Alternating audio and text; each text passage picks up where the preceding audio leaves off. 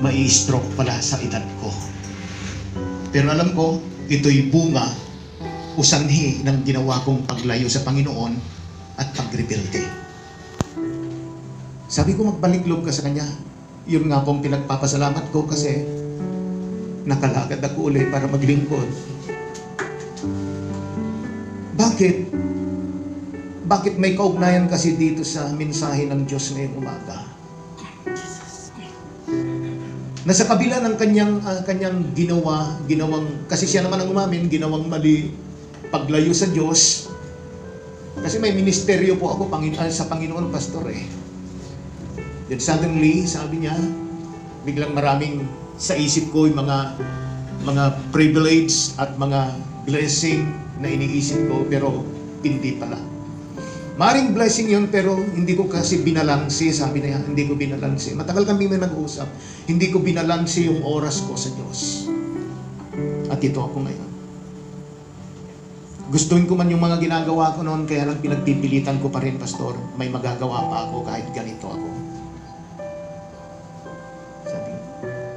Kaya lang hindi ko na mapuntahan yung dati kong church. Kaya nga nagpasya ako, pastor, payuhan mo akong tama. Dito na lang po ako pupunta siguro dito sa malapit, dito sa mga church sa mabuhay. Yun, marapit, sabi ko diyan sa kaibigan ko kay Pastor Simon. At upang ipagpatuloy. Anong ibig kong sabihin, kapatid? Kailangan pa bang dumating yung mga bagay na sa mga ganyan para tayo ay matuto at mamulat? Na may Diyos na pwedeng magparusa, may Diyos din na pwedeng sumingil sa mga ginagawa natin na hindi tama. But still, God is a God of many chances. Amen. Ngayon, bakit niya pinatayo yung tao? Mayroon siyang gustong patunayan eh. Yun yung thing natin ngayon. That Jesus, the keeper and preserver of His people. Amen. Hallelujah. Why I use the word preserver? Instead na ang kukunin kong word is helper. Dahil mayroong mabigat kung King James ang pinag-usapan, ang pagsasalin. Preserver means siya pa rin yung Diyos na nagpapanatili. Kaya nga kung hindi ka lalayo sa Kanya, mananatili kang buhay sa iyong ginagawa. Amen. At kanina naulit yung vision, habang ako pa, kakaumpisa pa lang ng prayer, naulit yung vision na isang balon na napakalalim, hindi ko maaninag kung ano. Tapos nung medyo nagkaroon na ako ng lens, yung aking pag-aninag, nakita ko na ang daming mga parang mga butil-butil na hindi ko maipaliwanag kung anong mga butil yun, na sindami ng buhangin dun sa loob. Pero yung tubig niya, bakit may langis? Then I prayed to God. Ipinaalala niya sa akin yung balon ni Jacob na pinuntaan ng Samaratinan sa John chapter 4. Hanggat hindi ka sumasalok sa balong malalim ng Diyos, hindi mo sinisisig, inaabot, ay hindi mo mararanasan na yung langis na nakahalo doon is the anointing of the Holy Ghost. Amen. Hallelujah. Jesus. Still, He is the keeper. He is the preserver of our faith.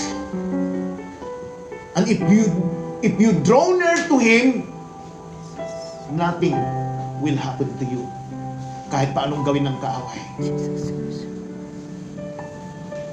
Ang panlalamig ay kakulangan sa pagkain sa salita ng Diyos. Sabi ng tagapag-aral kanina, tagapag-aral doon sa Sunday School.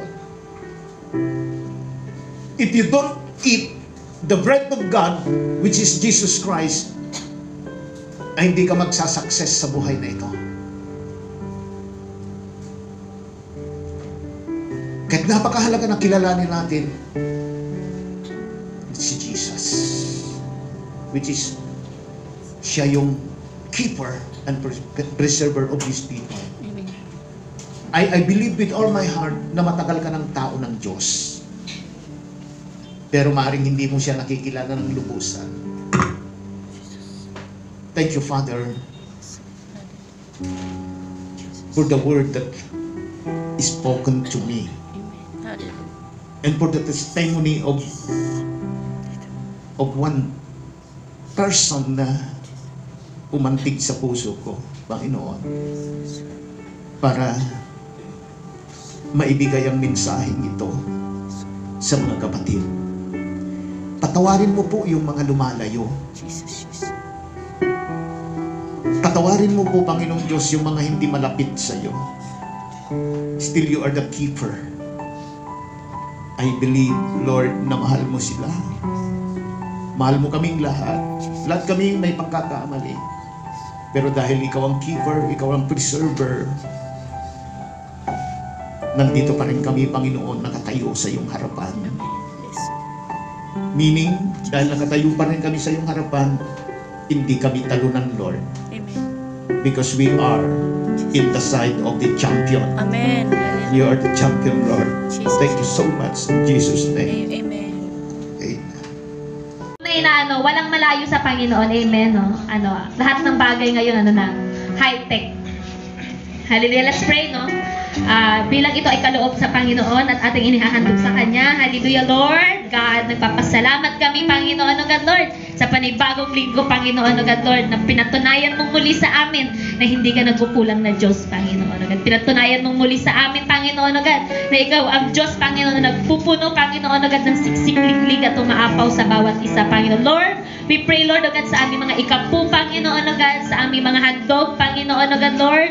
Ito, Panginoon, ang dalangin namin na maging mahalimuyak na pagsamba para sa iyo, Panginoon. Lord, tunay nga, O God, na inaalis namin ang aming sarili, Panginoon. Hindi ito ay para sa aming sarili, Panginoon, kundi ito ay para sa iyong sambahan, Panginoon, O God, kaban, Panginoon, ng iyong simbahan, Panginoon. Lord, i-bless mo, Panginoon, tagahawak nito, Panginoon, O God, Lord.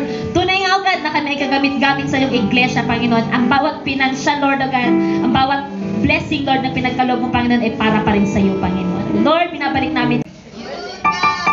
Mamaya tayo, services muna, yan, yung ating regular services, no? Yan, okay, sige, excited kayo eh, no? Yan, every Friday, meron po tayong prayer meeting, amen? Amen! Yan, diba nga, a family that prays together, stays together, yan, yung po sa atin sa spiritual, yan. Prayer meeting every Friday, 7:30 p.m. If you want to deeply know God and experience His presence, no, yung feeling of the Holy Spirit, kapatid, I encourage you to attend our prayer meeting every Friday, 7:30 p.m. po. Yan. So sige, next po every Saturday is discipleship. Yan, kung gusto niyo pong patuloy na ma-disciple, patuloy niyo pong makilala ang ating Panginoong Hesus, amen, at patuloy na malaman kung paano maging lingkod niya.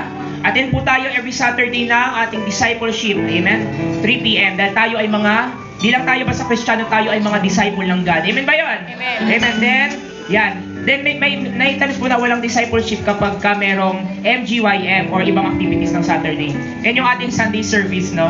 Ito, pinrovide mo po ang lahat ng pangangailangan niya, O God, maging ang kanyang pamilya, Panginoon. Yes, O Jesus. And I do believe, God, that this another year of her life, O God, Lord, Yes, O God. ay mas higit pa, O God, ang bubuksan mong pinto ng pagpapala at oportunidad po para sa buhay po ni Ate Mary, O God. Lord, Amen. patuloy mo siyang gamitin, O God, greatly, Panginoon, para po, Lord, sa patuloy na pag-establish, O God, ng kingdom mo. Makakasama pa po namin siya, Lord, sa patuloy, Lord, na pagbubuo, Panginoon, pag-restore, O God, ng mga bagay na nasira, O God, Lord. Hallelujah, naniniwala kami, Panginoon, na kung ano man yung bagay na ginagawa ng kaaway sa buhay niya, Panginoon, ay hindi po magtatagumpay. Yes, Dahil, Lord. Lord, alam Amen. namin na patuloy mo pong ginagawang mas malakas, mas matatag, mas matapang po si Ate Mary, O God, Amen. Lord. I pray, God, that you will continue to make her a blessing, a channel of blessing sa family niya, God. And ganoon din, Lord, sa kanyang life group na hinahandle, Panginoon. God, I pray that she will continue to be the beacon of light, Panginoon. Hallelujah, Lord. Na kung sino man, Lord, yung titingin po sa kanya ng mga inalagaan niya, Lord, makikita, Lord, yung isang modelo na katulad mo, Panginoon. Amen. Sila po ay susunod. Dalangin ko, Lord, sa kanyang pag-aaral, Lord. Maraming salamat sa nakalipas, Lord, na matataas na grado, Lord, na nakamit ni Mary, God, Lord. But this just fruits, Lord, that we are image of your excellence, O God. And Amen. I believe, Lord, nung Hallelujah. matapos ang kanyang pag-aaral, God, ay nandun na magtatapos po siya, Panginoon, na mas matagumpay pa, Panginoon, O God, at gagamitin mo siya, Lord, maging pagpapala din po, Lord, sa marami pa po, O God. Maraming salamat po, Panginoon. May you fill her heart with joy, O God, overflowing joy, Panginoon. And I pray, Panginoon, hallelujah, na wala pong anumang gawa ng kaaway, Lord, hallelujah. Amen. Ang siyang makakakilos po sa buhay niya, Lord, dahil Lord, ikaw pong nagbabantay sa kanya. Amen. Maraming salamat po, Panginoon. Purihin ka, O God, Lord, in Jesus' name. Amen and amen. Hallelujah. You have blessed us again, Lord, with your word, Lord God. That truly, God, ikaw po yung preserver ng people mo, Panginoon. Amen. You're the keeper and preserver ng people mo, God, Lord. Hallelujah. That if you will just know you more, Panginoon, tunay nga, God, hindi po kami magkukulang. After everything that our pastor have said in this pulpit, God, about you, Jesus, O God, we have understood, Panginoon, na wala pong katalo-talo, Panginoon, kami, O God, dahil kami ay nasa sayo, O God. Na kapag ikaw ang kasama namin, Jesus, lagi po kaming lamang, Panginoon. I pray, God, that this will always be reminded, Lord, sa buhay ng bawat isa sa amin. That in times of troubles, Panginoon, we will remember, God, that you are there.